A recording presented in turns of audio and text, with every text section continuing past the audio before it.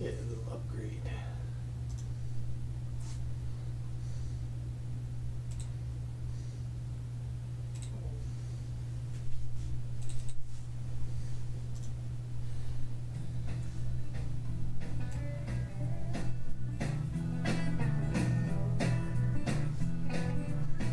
Hey, hey, hey. Are we on? Yes, we are. I believe we are. We'll know in a minute if Gene signs on. Yeah, that's true. So, hey, y'all, this is the Jimmy Doane Show. We are coming to you live. Hey, Uncle Bill. Yeah, we're live. All right. So, we do this twice a week these days, 4 o'clock, right here. We stream it, and then I post it on YouTube and Twitter. Nice time-stamped subjects. Today is the 23rd of December, 2 days before the great holiday of Christmas. This is Jimmy Doane Show. I'm Counselor Curtis, and I'm here with Jimmy Doane. I'm Jimmy Doane. All right. So, what is going on today? Well, we got a few things. Okay. One, I thought this was kind of interesting. It had to do with a kind of a terrorism thing. Uh-huh. They closed Gatwick. Oh, Airport right, because of the drones. Because of the drones. Can you imagine? And I mean, you talk about thousands. How easy is it to disrupt travel? I mean, all over the world. I mean, Gatwick is like the place where Europe and America and everybody all joined together. They closed it down because there were some drones flying over. What they did is they arrested 2 people. Yeah. They crashed in there. They tore them up. They tore the house apart looking for stuff, and they held them for 36 hours. Said, no, sorry. And then so sorry. So sorry. It wasn't you, somebody else. Buttle. It was Buttle, not Tuttles. That's right, exactly. So, but I mean, it was phenomenal to see what damage could be done with at the most $1,000 drone. I mean, that's the good ones. Planes are vulnerable. I guess they're going to have sharpshooters or some EMP bursting thing. That's not exactly what you want around an airport, though. I was going to say, the guys coming in on the ILS, it'd be like in one of the diehards where they artificially lowered the horizon. No, I just thought it was interesting. It's going to be drones are going to change the landscape. We talked about this before about a plethora of drones coming onto the White House, for instance. Yeah. I mean, how easy could that be? A swarm, like you say. I was reading about aircraft carrier today, and they were talking about how aircraft carrier obviously have to adapt, or they're vulnerable to the new hypersonic craft and these land-based ballistic missiles that can go 2,000 miles and sink the ship, and it just makes sense. And they were saying, well, we're going to have escorts, fighter escorts, right, and such. But like you said, you send a swarm of drones up there to fly into the engines of the escort fighters. Like, forget about targeting. Just get in the way. Yeah. Or you do a little cloud bursty thing where it's just a bunch of metal shards or something. Warfare's going to be different this time around. Yeah. If they can get they still have some technical problems with the life of the drone, that is the flight time. Right. And also, I would imagine they have pretty low altitude levels. Again, where's our engineer? Yeah, right. No, I think that, they're basically 4-engine helicopters to a large extent, and so they can go up pretty high, I think. You think? Yeah, I mean, the helicopters that are designed for it can make it up past 10,000 feet, but those are big blades, huge blades and everything. But you're right. I mean, the fact is that as the air gets thinner, helicopters no-go. Yeah. So, not like anything else. So, but at any rate, it was interesting, I thought, that they, when you looked at, when they were talking about this, and what they did to these poor people, I mean, it turns out that they happened to, somebody reported them as maybe they thought they were out someplace doing. A couple of years ago, it turns out he's a model airplane enthusiast. Yeah, right, model airplane enthusiast, and he'd given it up sometime. Those people. But one of the neighbors had seen him out in his backyard with a helicopter about 2 or 3 years ago. So they called up. That's how they report. That's how they found it 2 or 3 years ago. Yeah. A neighbor That's called pretty up. Scary. Okay, well, the big news, of course, right now is the lockdown. I mean, the shutdown. Right, the shutdown.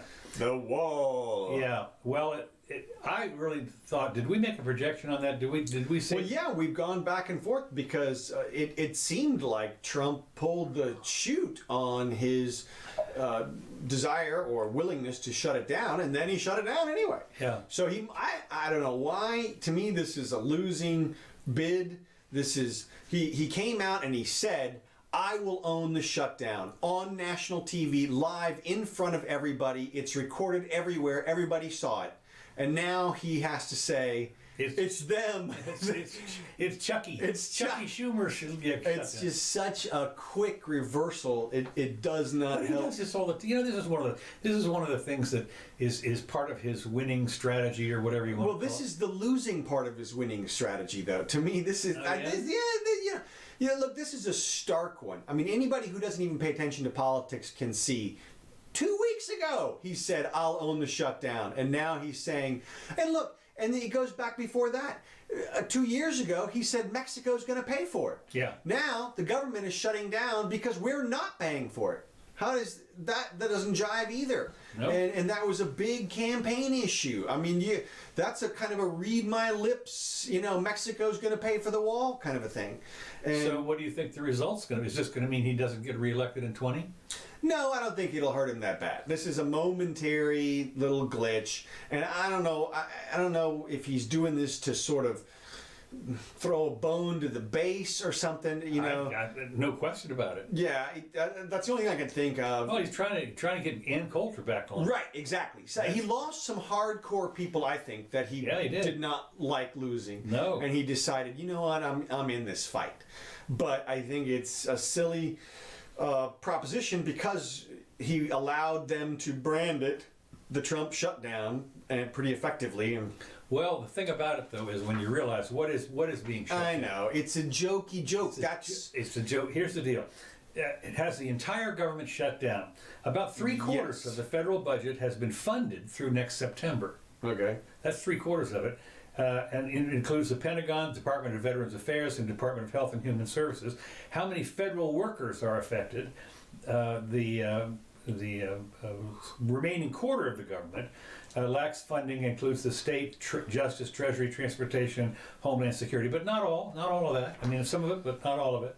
It says about 800,000 out of the 2.1 million workers. Well, and also, as we know, when they reinstate the government, everybody gets back pay. Everybody gets their back pay, right? And now, if this will be like a gift from heaven. What you do is you go home to your wife and kids, and you say, "Kids, no Christmas. No Christmas today." That's right. Not my fault. That's right. And then you get to buy everything on sale. Exactly. That's the whole point. Mm-hmm. You get this big fat check, about the beginning of January, and I mean, it is. Yeah, you get everything at a half or a third of price. I don't know why you would fight over this pawn. You don't, and just to say so. Anyway, a lot of people. Who else stays on the job? Federal prisons, immigration enforcement, weather forecasts, inspecting meat and poultry, Food and Drug Administration, FBI, drug enforcement, so forth, so on. Firearms and explosives, and the weather forecasters all stay on. The weather forecast. Yeah. Well, they have the Coast Guard, Border Patrol, Immigration and Customs Enforcement, and the National Weather Services forecasters, among others. Mm-hmm. So the fact is that it's some of the Smithsonian has been funded through January 2nd or something, and but still they're going to lock the doors on some of this stuff as they've done before in something like the Smithsonian or whatever. But I mean it's January. People are going to be home. January, it's cold. Who's going to drive all the way from Texas to there to see or fly it in? Let's go tour Washington in the dead of winter. Well, that's when you get the snowbirds will show up and the people from the north. Hey, it's summer to them. We get not in Washington. It isn't. I got news for you. Okay. I grew up there. Okay, I said okay. I remember trudging through snow to deliver newspapers. Uphill both ways to school, I remember. Yeah, both ways to school. Okay, another thing that the feds have decided to do, they did not. One of the things that is interesting, I was reading some quotes here earlier, and that is, there's nothing that the feds can do with any program except make it worse. I mean, every time and then what they do is they're the ones that are going to fix it. Well, what's silly about the Fed, just on its face, is the dual mandate. Oh yeah. I mean, how do you have? I'm not talking about the Federal Reserve. Yeah. I'm not. Oh, you're I'm talking not. about the federal government. Oh, what? What do you? Okay. Okay. Right. The Feds, the federal government has The Feds. Yeah, I'm sorry. Feds moves to regulate legal sports betting. Okay. Now, apparently, last May, in January, the New Jersey won a Supreme Court case that said, it's okay for us to do online betting or something like that. Well, needless to say, a lot of states are jumping in on this, and they're saying, "Boy, because this is another revenue gatherer, like the marijuana." Sure. So we're gonna take our cut. We're going to take our tithe, or our double tithe, or triple tithe, whatever they get, so generate millions in revenue. But anyway, Charles Schumer and Orrin Hatch, two of our people, whatever it is, they would have the U.S. Justice Department set minimum standards for states to offer sports betting. When I knew that Congress had an obligation to ensure that the integrity of the games we love was never compromised. Now, what's interesting is that we've had sports betting forever. I mean, you could always, in Las Vegas, Right. you could always do it for 20, 30, 40 years. Right. Had entire parlors. They had off-track betting, of course, in New York for a long time. You could go, and it seemed to be okay. But the people in Vegas would never try to inappropriately influence. Well, Yeah, right. Well, but I mean, the point is that no, you're right. I mean, they've been doing it, and so let me of put it this way: course. Look, it's always a danger, but you can't worry about it. no. And the fact is that if that kind of stuff, there's a couple things to think about. Soccer. Soccer. Well, didn't you? Soccer or international rules football or whatever. They just had a gigantic scandal about the whole thing where it's apparently rigged from the top down. The top guy got indicted and removed and everything. Oh, yeah. And the big scandals and they're determining, as one would figure, matches have been rigged and That's all the FIFA stuff. yeah, exactly. That's what I'm talking Yeah. about. Well, yeah. Okay. Well, that's over there. Well, same thing though. I mean, that's what they're worried about. But look, I'm not worried about it. I'm not worried about it a bit. Yeah. This is one of the things that's interesting is the market figures all this stuff out, and The people got busted. they got busted. Number one, and as powerful as they were, they got busted. But when you think about the people that do the spreads, for instance, on all this stuff like this, I mean, there's thousands of games, every month or 2 months or whatever it is, and everybody's doing the spreads and the same thing. They do the handicapping and everything. It's remarkable. It is unbelievable. I mean, it's a lot of this stuff is real computer generated stuff. I know. I see the betting lines. It's so interesting. The minus 120 and plus 110 or whatever on the fighters for. I like the one in Big Bang. Not Big Bang. It was in Young Sheldon, where the grandma says, because Young Sheldon is so smart, can you give me the spread?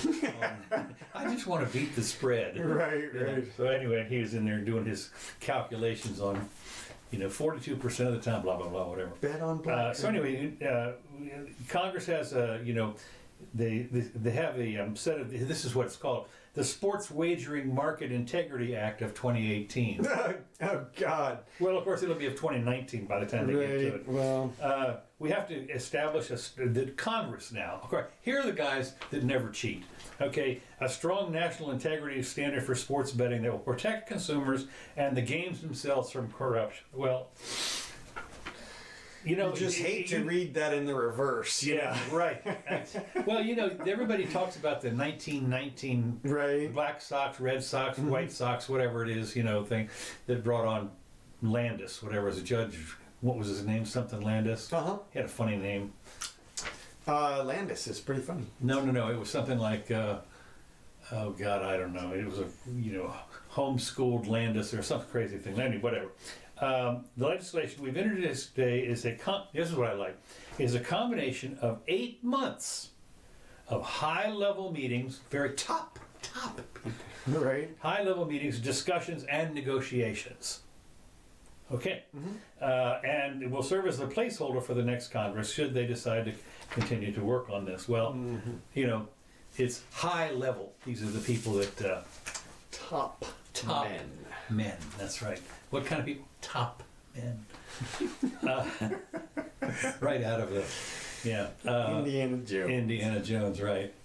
All right. Next thing, bad news for people. Bad news. Bad news. Skyrocketing seat selection fees enrage flyers and enrich the airlines. Now, this is one of the things that like the banking industry, for instance, once you get into this kind of, well, the banking industry unfortunately is regulated a little bit by the Fed. So in order to make any money now, it's at $40 for a bounce check or something. Right. A huge amount of their revenue now comes from fees. Right, exactly. Up to a third or something. Well, so now it turns out that the seat choosing fees, there's nothing special about aisle 18D on Delta Airlines flight 2876 from Atlanta to New York. It's an ordinary aisle seat on American Airlines, but two, it'll cost you $39 more one way. Aisle seat? They just said. Well, that's right, but it's an ordinary aisle seat. Aisle seat? That's like saying it's an ordinary special seat. Well, except for the fact that the aisle seat right in back of it and the one in front of it does not command this $39. Well, then how do they get the $39? They have done statistical analysis, and they have figured out what seats are the ones that are the most desirable ones. And therefore, it is more valuable to the purchaser. I mean, it's probably something like 18. So what, like right on the wing or something? People feel safer or something, or they're thinking they're going to pull the emergency exit and be the first one out onto the wing and down the raft slide or something. Well, what's happened with this, of course, is there was a story about this one guy. The reservation's going to go up to $40 or $50 to get a particular seat when you sign up. I would imagine. And this is like in sardine class. I don't know when you start to add those fees up what you're going to be paying for. Well, I mean, you got a baggage check fee. I know, I was just going to say. Well, and then there's $40 parking and the parking, right? Your bellman. There's a million things. You can rent those carts to push your bags through the thing. Yeah. If you go first class, so to speak, it's way more expensive. Well, they said for instance that some people that have the elite tickets that allow them for an upgrade, it turns out they don't work anymore. You still have to pay sometimes, even when you're one of those people. If you're a not if you're a million miler or something, right. but apparently they had some stories in this article about people who thought they were getting a better seat. They paid extra money for it and found out no, it wasn't anything special or neat, and they wanted a refund, and the airline said no, you made it. Yeah, that's right. Thank you. I saw on the flip side a new 777 room with a full, looked like a queen size bed, and in a freaking bedroom, like a big bedroom is what it looked like. That was the suite. Yeah, well, some of the Singapore and Emirates and people like that have that kind of stuff. And Emirates, if you happen to be a multi-billionaire Arab, you get that. But it's interesting because when airplanes first started to go commercial, they had beds on them. If you look at before the feds got involved or something. That's a good question. I don't know. This is in the 30s, right? And I don't know when the FAA came along, but the fact was that very shortly after commercial flight, they would convert, I think, DC-3s, believe it or not, tail draggers, which held like 30 or 40 people total, but they converted them into beds for people that wanted to. Now, don't get me wrong. Flying was expensive anyway back in those days. I don't care what kind of regulation you might have had. Now they freaking wake you up if you're sleeping on, we're getting ready to land. Yeah, we want you to sleep through the fiery crash. Yeah, right. Well, it is interesting because they do have, when they have the night flights and that, the red-eye specials or something like that, they dim the lights. And of course they have a deal where you're really supposed to close your window. Yeah. Shade, so you don't offend anybody else on the airplane. Yeah. But it's interesting that when I was watching this documentary on the DC-3, I think, or the evolution of commercial flights, and they used to have literally beds on this planes, and it's like a one on a train. It's on one side or the other, or whatever it is, and so now they've come full circle, I guess. I mean, you can pay now for. They have the big advantage on some of these is you can actually put the seat all the way back. That kind of stuff. Yeah. Well, what I'm hoping for in the future, in the not too distant future, well, maybe distant, medium distant future, when they get the drone thing figured out, so that they got the hexacopters basically, then you'll have like a room of your house that will be like your transportation pod. It'll all be super lightweight and it'll be detachable straight out of the roof basically, and you'll have your go. Yeah. I'm listening. You'll have your hexacopter, the props and everything on the roof. So you'll walk into this room. It'll be like a bathroom or a Wonkavator basically, and you'll hit the switch. You'll say, "Take me to your leader," or the Emerald City or whatever, and it'll basically just lift you out of there and fly you along the flight path to where you're going.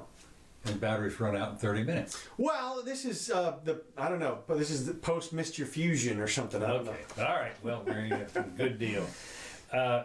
Medium distance. Yeah.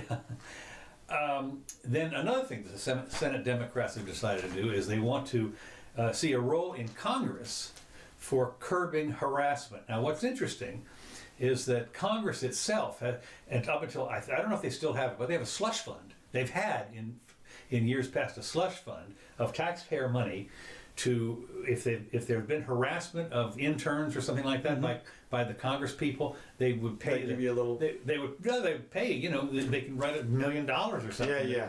Well, lots of money has been paid out of that fund. Right, I know, lots and lots and lots. Well, now apparently now that a couple of them have lost their jobs or whatever because of this, what's his name? He's coming back. The comedian guy up in Minnesota. Oh yeah. Al Franken. Yeah, he's doing a comeback. Anyway, they said that they should. Senate Democrats said that they should take an active role in addressing harassment and discrimination in the American workplace, and cited fear of retaliation as the leading cause for claims going unreported. Now we have a whistleblower law already, but it's not. It's boy, talk about something that is not observed. So when you there's all kinds of retaliation, and I don't care how many laws you pass. If you're an underling and you get harassed, you either quit the job and go someplace else or whatever. I mean, you don't report it. You can't. I mean, you're going to get trounced. Trounced. Yeah. Right. You're going to get steamrolled. You're going to get blacklisted. Well, yeah. I mean, you're certainly not going to get the recommendation. When you go to get the new job. Where was your last employment? Give them a call. Yeah, give them a call. Right? No, they're going to say bad things about me. Well, and of course that's why we have the whistleblower statutes. But you're absolutely right. It's a very Well, I shouldn't say. I mean, it would be nice if there could be something that would solve that problem. I haven't thought about it in particular, but obviously those statutes have not made a major impact. Well, see, in this, of course, the beauty is here's a problem, and then Congress has decided they're going to fix it. They're smarter than the market. There are 500 people in Congress that are smarter than the market in figuring the market? Well, the market will figure it out one way or the other. I mean, look, harassment to a large extent is a fact of life. Well, it's also an expense that companies put on their bottom line in terms of their legal expenses after they get to a certain size. Right. So there's a market influence. You can't have a corporate culture of rape, or you'll get sued out of existence. Well, in fact, that's what was the problem with Uber. You remember they had a corporate culture that was real. I think the CEO had to get fired or something because there was a corporate culture of harassment in headquarters. It was a big scandal. Okay, I was thinking, how does it trickle down to the driver? Headquarters. Okay, and of course, feel free to harass your passengers. Well, no, they didn't have that. But what's interesting is that ostensibly, of course, all the drivers get cleared. They do background checks and everything before you can become an Uber driver. I knew they did them to some extent, or for some of the services. I didn't know if Lyft and Uber. Well, I know Uber did because I had to give them all kinds of stuff. That's why you got denied. Yeah, right. No. Probably should have been, but no. That's right. No, I'm getting too old. To be denied. But the point is that the report proposes to expand federal protections to include employees at small businesses, independent contractors, and interns.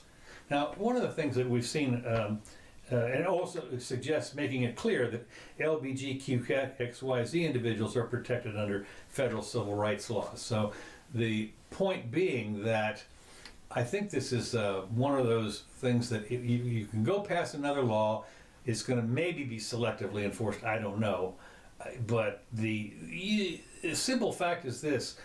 If you happen to be a good-looking babe, for instance, or you're going to get harassed. You're going to get harassed. I mean, it might be very subtle. You know, it'll be kind of sideways looks or something like this. But, you know, what happens, of course, in that companies now will set up their own in-house prohibitions. You can't date anybody. You can't do that. You're not supposed to have relatives in there anyway. But you can't date your co-workers, and you certainly can't date anybody under you. Right. Unless they're under you. No. And but the point is, this is one of the things that is happening with this sort of thing, is that men, as we talked about one time before, are panic-stricken about anything. I mean, because if you look wrong at somebody, or the next thing you know, you get reported to HR, and they're literally fear of a harassment that's not a harassment. Better watch out. Well, it says here, but attention needs to be paid to pervasive harassment and abuse of low-wage workers who are particularly vulnerable and often feel unable to speak out. That's right. You just, if you're working, you're at your $12 an hour job, I mean, which is about probably the only one you can really get. I mean, you're not qualified for the $50 an hour job. You're a minion in the Amazon run down the aisle thing, something or another. I mean, you're not gonna report it. They just don't think so. You're gonna be out of there. Well, what could happen more and more is if with the continued proliferation of recording devices, more and more people will get caught in ways like that. I mean, these days anybody can hit the record voice memo button on their phone and you say that, but what's interesting, of course, in some jurisdictions that's illegal. Yeah, like this one. Yeah. Although there are some exceptions to crime commissions recordings. If well, we know of a friend of ours, for instance, who was accused of spousal abuse and lost his license. Well, no, that was for different purposes and stuff. Okay, well, forget it.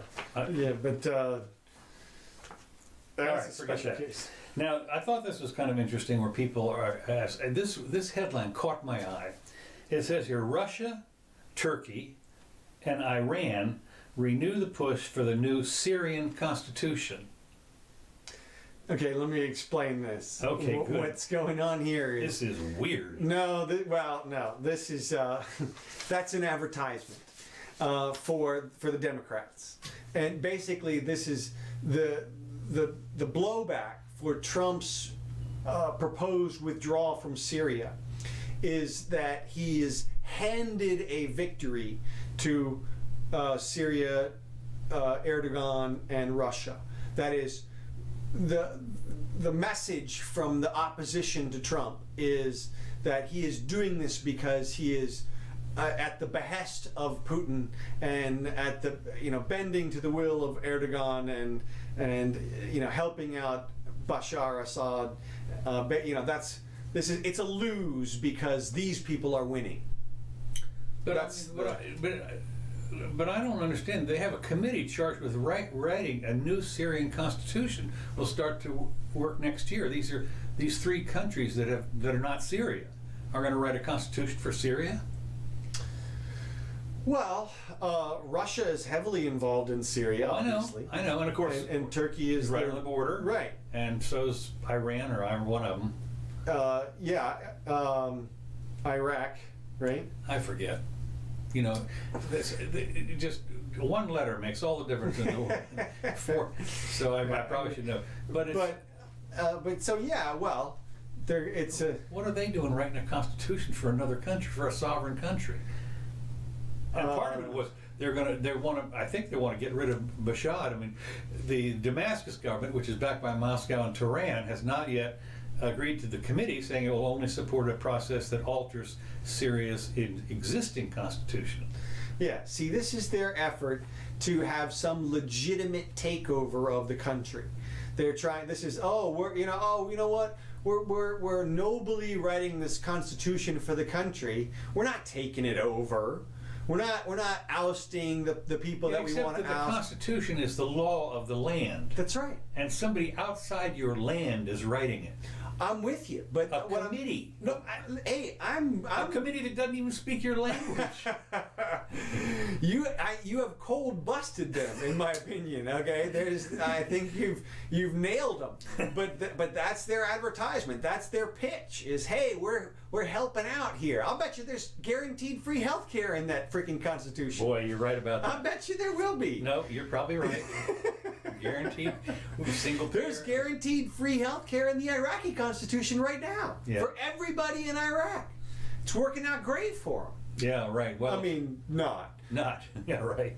But it's in there. It's guaranteed. Well, I saw it was same thing is guaranteed down. I'll never forget. I think I've talked about this before when I was down in Guatemala for a month to learn Espanol. The day I got down there on a Saturday. That Monday, the health care prescription expired.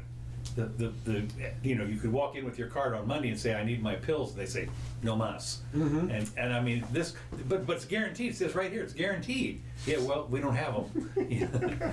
Turned out that they'd outsourced it to some Finnish place that had ripped them off or something. I don't know. It doesn't really matter.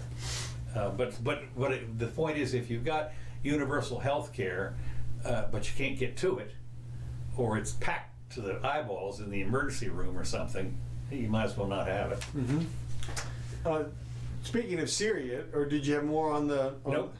Well, did you want to say something else about Syria? Well, I just wanted you mean about the withdrawal? Yeah. Oh yeah, no, totally. This was amazing to me. Amazing. The people that thought. I mean, this also had to do with what's his name, who retired, Mattis. Right. And he wrote the resignation letter. Did you letter. See that letter? Yeah, it was obviously a expletive-laden tirade. No, it was. It was not. It was fine. But I mean, it was crap. I thought, because what I mean is it was praised by so many people to show the divide, right, between, and here's a guy who stood up for principle, and no, the principle sucked. The simple fact is, right.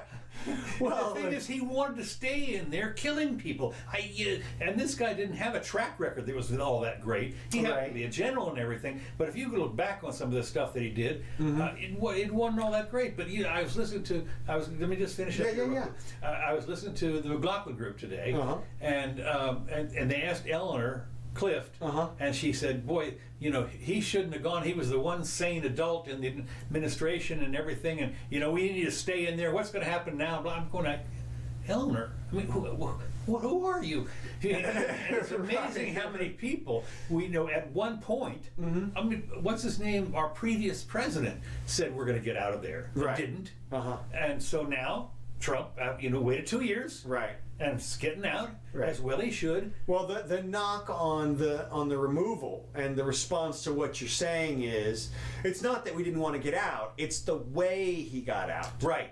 But there is no good way. No, there isn't. And not only that, I don't think he could have done it any other way. No, there is no other way. He had to go in and do the executive commander-in-chief, because if he'd left it up to anybody else, they said, no, we're not going. Well, and not only that, but the negativity that's associated with leaving, that General Mattis objects to, is the abandoning of our allies that we promised we would not abandon upon our arrival. And, when we were fighting this war, as the entire time we have been going out into the various tribes and warlords and saying, look, if you side with us, we got you, we're going to be here and see this thing through, because if we leave, of course, they get slaughtered. Well, maybe not. Well, maybe not, but look, and that's Mattis's point, okay? Yeah, but he's a general. No, he's a fighting general. I'm with you, and well, not only that, but he's probably the guy that went and made the deals. Right. Or he was probably in the room. I guarantee you, he's had personal relationships with some of these people. Right. And that's why you resign, because you have to. If you're him, you have to be like, I'm disgusted with this. He's breaking all of our promises, and I will resign. That's what it's almost like he has to do that. Somebody has to take the fall as the person who made the wrong call. But that is the wrong call. That is to say, from my perspective, we have no business being there because there's no strategic advantage at all that I can see. Hey, well, they're going to have a new constitution. Huh? They got 3 other countries that are giving a new constitution. Syria. Yeah. So, whatever. Might as well get out of there before they do that. It's interesting because we have kind of a history of abandoning our ally in Vietnam. Oh yeah, no, we've done it every time. That's why. Boom. Look, no, that's why. Helicopters off the roof, and the people who helped us said, "Please come back." Right off the roof, man.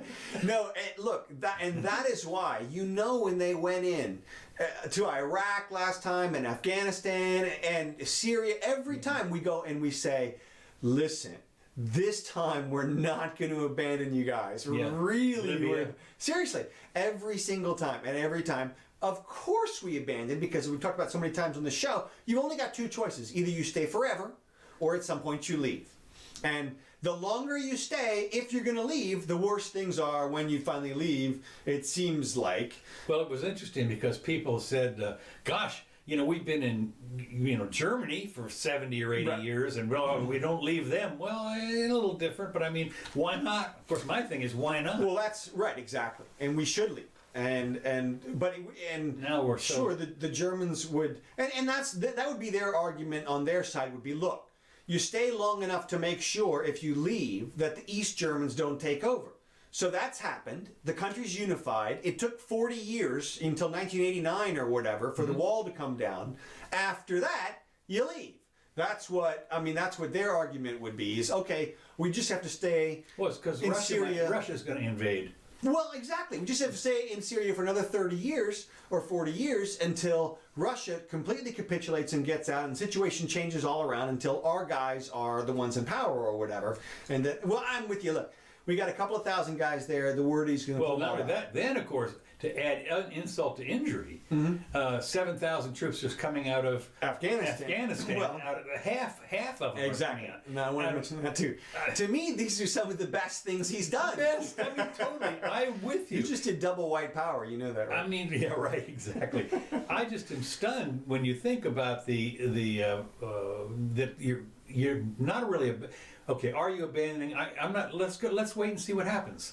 They're worried that the Turks are going to crush the Kurds now, for instance, who are allies. But that will probably be the worst easily anticipated outcome, foreseeable. I mean, that's unfortunately the Kurds have, from my perspective, been on the right side of pretty much every battle over there up to this point. They're trying to preserve their own culture. Well, exactly. That's the main thing. And they got a pretty small group, and they're wedged in there. But my thought is this, and look, and Shapiro said the same thing, well, the Turks will slaughter the Kurds. I don't think so. No. Because if they were to launch a real offensive against the Kurds, our butts would be over there again in 2 seconds. You think? Yeah, or we would definitely wag our finger very sternly at Turkey and say, listen, you guys are our NATO ally, and don't beat up on your little neighbor there because we like them, and it's bad for our press or something. I don't think we would allow that. I don't think the international community would allow that. I don't think there would be a reciprocal slaughter by any of the Western powers, and I don't if we retreat from there, and I don't think that there was going to be any major strategic advantage gained by anyone like Russia, and I don't think that any power group like another concern is they're going to start funding terrorists out of the area. Like, look, man. The terrorists are going to go up to Paris. They're all over the place anyway. Like the war. I'm not in for fighting a war on terror indefinitely. No. Syria. Well, I said this years ago when they first started it.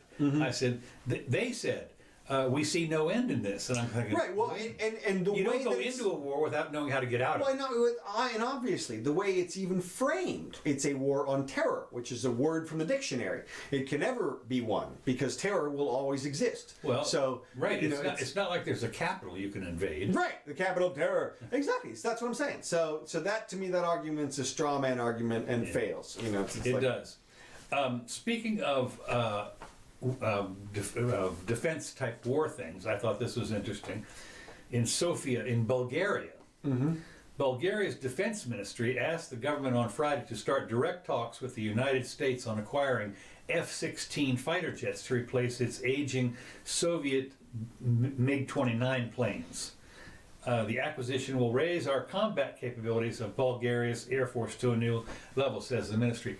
And I'm wondering, Bulgaria F-16 fighter. I mean, what was it the other day? it's like Brazilian submarine. The Brazilian submarine. What are you Brazilian talking about nuclear here? submarine. I mean, you have to understand a couple of Stinger missiles will take some of this stuff out. The Bulgaria. Our fighter jet. Yeah, right. Oh no. I don't know. I mean, the only thing when I hear who's their enemy? right. When I hear things like that in today's universe, I think that I think of a wealthy prince or something, you know. Right. We want a fighter jet, you know. I want to go yeah. up in it, you know, and so so he can bring his girlfriends there or something, you know. Well, what's his name? The Shah, I think, was a fighter pilot or something. Right. That's the kind of okay. I get that. If that's what you're doing with your $200 million fighter jet, you know, okay. You know, if you're Hey, doing honey, it to get we're laid. doing the 10-mile high club. That's right, the Mach 1 club. So yeah, but to defend Bulgaria, no. Yeah, this is I thought it was funny, but of course, needless to say, the F-16. I don't know I forget who makes it, but but they must be just drooling at the thought that they could. We got another buyer. Woo! Yeah, right, exactly. So I thought they want direct government to government talks and all that kind of stuff. So you know, our government's going to maybe what we'll do with Israel, and that was we'll loan them right, loan them the money to buy. Yeah, loan them $1 billion and say, hey, you know. Bulgaria has earmarked about $1 billion for the purchase of at least 8 fighter jets. 8 jets. I mean, you know, 80 million. Well, when you think about it, I mean, no offense, but you know, we've got a regular old aircraft carrier out there that holds 40 of them. Yeah. Yeah. I mean, what are you talking about? Got him. Yeah. Oh my God. So anyway, that's good. Just a real quick. There is a death this week. Penny Marshall. Oh, we mentioned that last week. That was We did? Yeah. Oh, was that last week? Yeah. Dead at 75. Okay. But anyway, I just thought she had such cult classic films as Big and A League of Their Own. Yeah, She we directed were- this. Okay. I don't forget.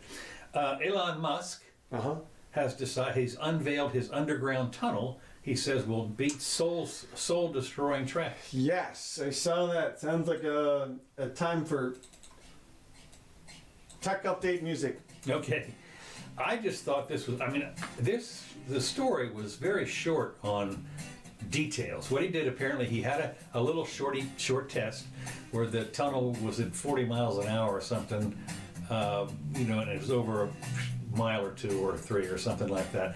But this is supposed to be, you know, 250 mile an hour, you know, like when I was 250 miles an hour? I think so, yeah. I think it's supposed to go up to about 250, I think. Jesus. What? Well, I mean, you know, it's as the crow flies. So even at 40 miles an hour, you're traveling at 2 or 3 times the speed of traffic on the surface. Well, that's true, and of course they did. He mentioned that even at this 40 miles an hour, they said it would have taken, you know, whatever it took. It would have been 3 times that. Just waiting to get out of the parking lot. Seriously, Yeah. I have traveled in LA traffic at the speed of a crawl. Yeah. At the speed of the parking lot at Publix. Yeah. For 40 miles or something. You Really? can. Yeah, oh yeah. I mean, 3.5 hours at 10 feet at a time. I'll tell you, you know, when I was out there driving around, I got around great. Man, you get on the 405 at the wrong time. It's like, Remember- ah! no. But what I did was, it was really interesting, because what you do is you look for the helicopters, Oh, right, yeah. and then you dive off. This wasn't even go an around. accident, man. This was just rush hour traffic at the wrong day, at the wrong time, in the wrong direction. Well, I on was the there. wrong This must freeway. have been almost 30 years ago, so that was different. Well, they had it back then too. I Well, remember. I remember I got around pretty well. One of the things I did. Yeah. Well, I you're did- right. If you I take the- did learn how to do the bluff. The bluff. Yeah, what you do is, I had a Cadillac. Uh-huh. So when I would just charge into the thing and they would get out of the way. It was great when you come onto the freeway. Right. Oh, right. Oh yeah, no, I just bust on in there, and you'd get the occasional gun firing or something Right. like that. But it was a rental. What do I care? Yeah. Right. So anyway, he explained for the first time, which he calls the loop, could work on a larger scale beneath cities across the globe. Autonomous electric vehicles could be lowered into the system on wall-less elevators, which would be placed almost anywhere cars can go. The thing I'm looking at, though, is when you look at the amount of traffic, I mean, there are, 1 million cars at rush hour. So what is this tunnel business? So how many cars are you going to get in there at one time? They're going to have to join them. They're going to be autonomous. I know that, Right. but it's the engineering on this seems to me is quite amazing. Yeah. I mean, They have to be, of course, they have to be all electric because they don't want any smog or smoke or anything. What, and can you imagine you go down there and you get stuck halfway down the elevator or something? Now, look, a couple of things we should point out. I mean, I'm sure he's figured out the logistics of the transportation, and it's probably going to be the premium. It's going to be like the 408 over down in Tampa, or excuse me, down in Orlando, which is Right. the toll road. Yeah. So okay, $20. You want to get to the airport in 30 minutes? No problem. $20. Right. So okay, and then you pull into your elevator and go down, and you're on your way, and then you get the premium travel. And apparently it's going to be quite safe even in earthquakes and such, because the tunnel moves itself with the ground. So and it's That'll already be exciting. well, it's already supporting the weight of, so nothing's going to fall on top of you or anything. So Yeah. So you'd like to be the beta test on that one? yeah, right. Yeah, no. See, I'm not going to be using the tunnel, I can tell you. But we'll see if it ever even gets completed. I think the entire project and business was created on kind of a lark. May have been because I've heard him in interviews say we were kind of joking about it, and somebody was like, "Well, you could do that." Well, he has a company called the Tunnel or something. The Boring Company. Boring Company. Yeah. God, what a name! I know. He couldn't have named it any better. But they used, for this original tunnel, they used some other boring machine that they had used previously for something. But anyway, it'll be interesting, I guess, because it reminds me of a science fiction story one time where they had crisscrossing stuff underneath the thing, and what they did is they actually went into the fourth dimension or something in order so they wouldn't crash into each other. Oh. Yeah. Yeah. The only little minor problem was they had to. His isn't that cool. Yeah, no, it's not that cool. That's too bad. So anyway, they said they're going to have to be electric because of the fumes. Anyway, it'll be interesting to see, and they are going to apparently have some horizontal wheels or something that go along the wall of this thing. Okay. Yeah. So anyway, who knows? I mean, he's probably he's a smart guy, and obviously he's thought a lot about it. But boy, it's going to be interesting to see how that goes. Okay, speaking of cars, LA's housing crisis hits Hollywood. The entertainment workers are living in their cars. Yeah, I saw that article. I thought it was interesting because I'm just going to. Yeah. This girl, Noelle, 25, who is only using her first name because of some other reason. She's one of the 15,000, almost 16,000 Angelinos currently living in a vehicle. And what they do, and of course what they do is they have to search for parking places, where they stay overnight. The ranks growing amid a worsening income inequality and homelessness crisis. As of January 2018, just about a year ago, 9,000 vehicles were being used as homes, up from 600 the year previously. Wow. Yeah, I mean, that is amazing. That's like over 10, 50, that's 15 times. That's a huge increase. It's a huge increase, and I thought it was interesting because where they showed a couple of the vehicles. What were the 2 years there? 15 and 16? No, they were 17 and 18. Okay. In 17, 600 homes, they figured, 600 vehicles. Well, it's going to be different. The last time I was there was summer of 16, so I guess way up from then. Yeah. No, they've gone crazy. And so anyway, apparently they find, they have to really, there are places where they can park. There's a couple places where they do allow overnight parking, but you still have to move around occasionally. She said her biggest problem is finding a place to park every couple of days. Yeah. And that'll be interesting to see how that works out. Of course, California, so who knows. But I just thought it was interesting that they showed her living spot. She had it was a little larger than an SUV, like as a real mini bus thing, kind of thing. And she had it all outfitted, but you still have to go wash up places, and there's all kinds of stuff that you can't do in their little. It's not fully blown. There's obviously a huge bohemian culture out there, even in LA. Yeah. Venice Beach is just littered with people who are staying outdoors and in their cars, and again, that was 2016, so I can imagine if it's 15 times worse. Yeah. Oh, by the way, I want to make an announcement. Okay. For those of you who have not bought your Mega Million ticket, there's going to be a drawing on Christmas Day. Really? Christmas Day for $321 million. Woo! So I would imagine. Is that a nationwide lottery or something? I don't know. It's in a lot of different states. Okay. The Northeast or something? No. I think we have it here. I think. Okay. I don't know exactly 16 or 25 states or something in particular. That's why it's so huge. But the thing about it is, how many people do you think are, instead of getting a present, are going to lotto tickets? Here's your $321 million. Should you win? Yeah. So don't say I didn't give you anything. Yeah. And so that I would imagine that when it says $321 million, but I would bet you it's going to go up substantially, especially with this announcement and with our readership, and they're all right by 10. Oh, geez, yeah. I mean, our listenership. When it hits the wave of people. Boy, going after the latest. Now, I will tell you this much here, at least in Gainesville, you don't have to stand in a big long line at Publix. Oh, yeah? So, yeah, but some other places, like the 7-Elevens and so forth, you usually have to wait outside. Yeah. So the other thing I thought was interesting. Remember David Hogg? Yeah. He's a Parkland shooting survivor. Yeah. Who somebody said he wasn't actually there when the shooting. Okay. He came over right away. But he had more than his 15 minutes of fame. I can tell you, he was the guy that organized the 800-man march or something in Washington, and all kinds of stuff. Interestingly enough, he's been accepted to Harvard. Right. It's interesting because again, could be fake news. I don't know. Somebody was saying that he got like a 1271 or something on his whatever what is SAT. SATs, and when the average is 1496.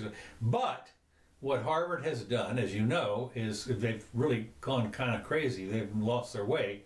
They're kind of Elizabeth Warren, I think she teaches up there, but I would guess that they got him on community activism or whatever it is. Look, for a long time it's been a sort of, I don't know, little known secret or something that if you're famous, you can get into pretty much whatever college you want. Well, he'd applied to a bunch of them in California. They all turned him down. Well, that was when after he's famous. It was before he was famous. Right. He said that was one of his complaints, was he applied to these other colleges, right, and they'd all turned him down. Well, not anymore. That's right. Well, I mean, because they get to use that for advertising. Oh yeah. And so, it's unfortunate though that if he's that far out of their caliber. Well, they'll give him some crib courses. Even Harvard probably has crib courses. Yeah, no, I'm sure. But he's a spokes. He's famous like AOC. No, I know. You know, she's up there just. Oh, she's a superstar. Like, I mean, superstar. She was 7 years older. Yeah, right. Well, that's so funny because you know, they were saying they had their preferences. And one of the things had preferences for president, and she was on one of them, I think, someplace in there. Yeah. But you know, good luck on that. She has to be 35, so you got to wait. Well, but their argument was it should be waived. You're right. Or Is that right? Is that right? Yeah. Yeah. I think I would probably take a constitutional amendment. Yeah. You can't just waive, even amendments, you can't wave them away. That's right. We have an excuse? Yeah, right, you have an excuse. So anyway, I thought that was interesting that he's going to get into Harvard. And yeah, he'll do fine, I guess. Now, here's something we've talked about previously, is the shale oil industry. Okay. The U.S. shale oil industry bloodbath spreads as oil price meltdown continues. Okay. Now, we've talked about this before, that the price of, if the OPEC or whoever it is tries to jack the price up, that the shale people come in, and they did. Right. They did come in. In other words, they were, you know, it was a desert land up there in North Dakota for a while, as everybody got laid off. Well, the price went up to $80, and they all jumped back in again. Well, now, especially in Canada, the sand shale or whatever, the spot price was $21 a barrel. Whoa. Yeah, right. I mean, seriously. I mean, you know, in fact, they were saying that it might dip to actually as low as zero for a little while because they had all this stuff that was in storage. You got to get rid of it. And so, but I mean, it was 21. Now, what happened was Alberta passed a thing that said, they passed a law that said something about no more, they had to establish a base price, or they did something to the shale industry, and the price doubled like overnight. They restricted the output or number of companies or something. So it got up to around $40. But the bottom line is that West Texas crude is way under $50. And they're making money at under $50. Yeah, I think that's the last figures that I saw is about that. But well, the OPEC is desperately tried. This is one of the things that they talk about in Adam Smith. OPEC has tried to, you know, say we're going to cut back on our thing like this. And no, they're not. There's always people that cheat. In the consortium. Yeah. In other words, that's what, you know, as Adam Smith said in Wealth of Nations. He said when 2 or 3 companies get together and collude, that lasts about as long as the presidents can get back to their company and figure out how to uncollude. Yeah, right. Look, because those guys are going to hold the president, not us. Yeah. So it's I thought it was interesting that. Well, we'll see, because from what I understand, oil prices are largely governed by construction. That is to say, when there's an economic expansion and countries and cities and states big companies start large construction, then the transportation costs for those materials is what drives the price of oil. I didn't know that, because I mean, when you think that you know, they're talking about, for instance, over this long week holiday or whatever it is, that there's going to be, you know, untold millions of people driving to see relatives. Right. I don't think that's as big of an impact as if they start up something. At least that's what I've read. But we'll see. We'll have to Google that. Yeah. Yeah. Put a link to that. Anyway, that's pretty much what I've got. Okay. Well, you bring us right in there. Hold on. I got one quick thing I want to discuss here. Okay. Which is, let me just see here. Covered all this other stuff. It is, broadly speaking, the war on drugs. And there's a couple of different angles I want to pick up on here. So I'm going to bring us to the manufacturing zone of the drugs here. So, where I'm out in a field somewhere. Oh yeah, okay. So one of the drugs we're going to talk about is mushrooms. So you're in a cow field. Okay, good. So watch where you step there. I am in a hemp farm. This week, in maybe what could be the second best thing that Trump has done, is he signed, the Farm Bill. Mm-hmm. All right, Farm Bill. $867 billion. I know that's a different story. Yeah. But a provision in the Farm Bill, which Mitch McConnell inserted, makes hemp legal in the United States. Great. Yes. Now, there are two things about this. First, it's hemp that is non-psychoactive. Right.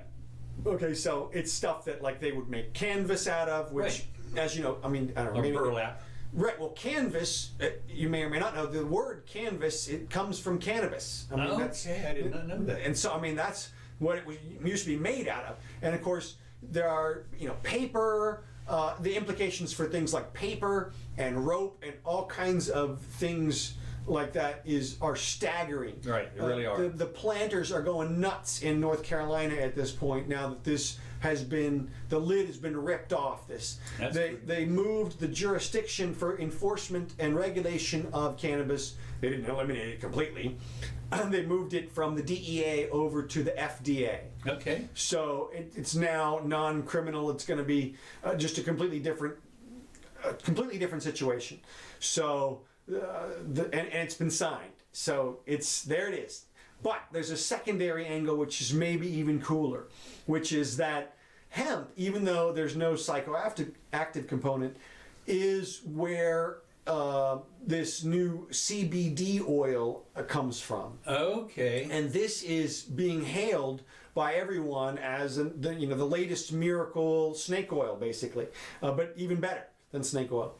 Because it actually works, apparently. Apparently, a drop of this on your tongue cures epilepsy. Right. You've seen the videos online of epileptics stopping their seizures, and I know personally, I have reports from people that talk about what their situation is and how it's improved for their children and such. Right.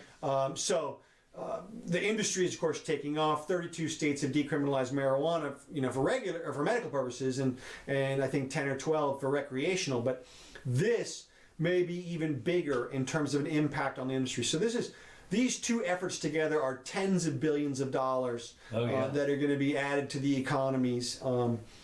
Meanwhile, while we are backing off of the regulations here in the United States, also.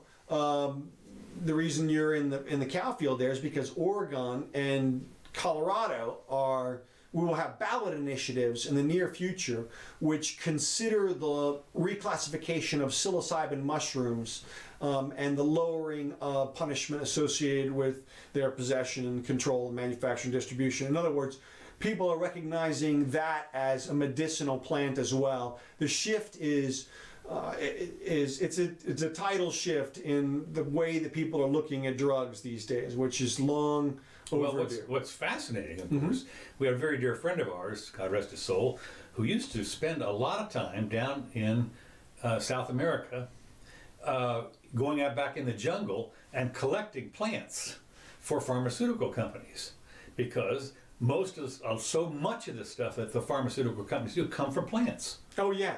And that's, they love to investigate this stuff. So plants have millions or billions of years of evolution, creating substances to deal with biological issues, which we may have analogous. Penicillin is a mold. So, no, it's... Yeah, and that's, to me, the biggest argument for preserving the rainforest is the biodiversity. I mean, those molecules are so unique. Once they're gone, you will never be able to think of the structure of a complicated molecule used for some sort of device, some sort of biological defense that a plant or something has, which we may have an analogous problem for. Yeah. Anyway, there's those two things. On the flip side, Rio de Janeiro is instituting death squads. This is licensed to kill. That's right. These, your regular policemen, are instead of going out to arrest people, they go out to kill them. That's right. And if they see you with a rifle, they just shoot you. Yeah. And like they shot some dude with an umbrella because they thought it was a rifle. But I mean, that's obviously a mistake. But it's interesting that this is instead of what they should have done was taking a hint from freaking Portugal, where they got their language. Right, where they got their language. And they should have legalized all the drugs that support the finances of the drug gangs which control the favelas, which they're about to go in and raid. And they know, it's so funny. They're talking about these drug traffickers. Oh, they've got they control these areas. Well, legalize the drugs. Hell, have a big giant drug giveaway or something. I mean, seriously, and wipe them out. But no, instead they're going to go in with guns. So what could possibly go wrong? What could possibly go wrong? And this in a country where sex is legal to buy. Okay. I mean, you could buy a girl, but don't try to buy. I don't know what drugs are illegal. I mean, I guess the usual cadre. Yeah. The usual suspects. Right. Yeah. Well, I mean, it's like Duarte, whatever it was. So Duarte, whatever. Yeah, in the Philippines. But I mean, can you imagine license to kill? That is. Yeah, they're gonna go on raids. Well, it's interesting in their own country. And their own citizens. Yeah. And no, we've always talked about when a gun is in the equation, if something's wrong. And, you have two people, willing participants, and suddenly a third party comes along and says, no. You give him the drugs. Yeah. Whatever. Or not. We'll see. Yeah, or not. Okay. Well, interesting. That's all I got. Okay, well, we're right on time here. We're a little late, but that's okay. All right, cool. Well, hey, everybody. Thanks for joining us. We'll be back Wednesday. So I got a few visitors here, Bill and Jack and Buddy and Jody and Robert. Good to see you guys. And I hope you enjoyed the show a little bit. This is Kevin MacLeod. He provides our audio entertainment these days.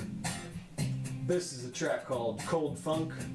And here's our copyright license for it. You heard Matt's Blues earlier. And we do this twice a week these days, 4 o'clock. Join us if you can. Also, check us out on YouTube. I'll timestamp all the subjects. I'll post in about an hour or two.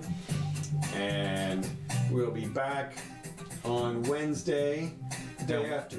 Day after Christmas. That's right. Oh boy. We're not taking a break. No, hell no. Hell no. So, all right. We'll see you soon.